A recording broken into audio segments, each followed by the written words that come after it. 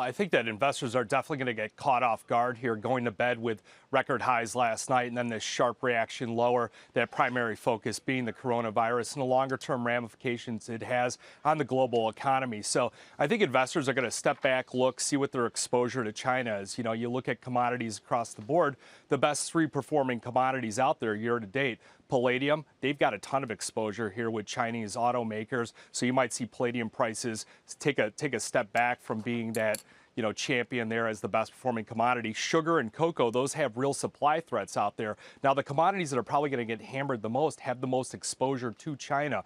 Coffee, the worst performing commodity, down over 20%. You've also got soybeans. Remember, China, we've got the phase one trade agreement deal already in place, but they're not going to be able to live up to those expectations. So we should see any of those commodities really come off the board here. So the other two that I'm looking at, copper, they're probably going to see that prices slide there, and then all your energies across the board. So we are going to have a sector rotation. The big deal is, though, as far as the downside on the U.S. equities, remember, I think equities have been, a shining star here for President Trump in his reelection. He keeps, touting that U.S. equities are doing so well. Everyone's 401k is doing fantastic. So I think that there's limited downside on U.S. equities. The Fed will probably step in if things really get out of hand, just like we already saw the People's Bank of China already step in, provide that liquidity. Well, I understand you think there's limited downside, but you also think that we could be in for about a 3% sell-off here before the end of the quarter.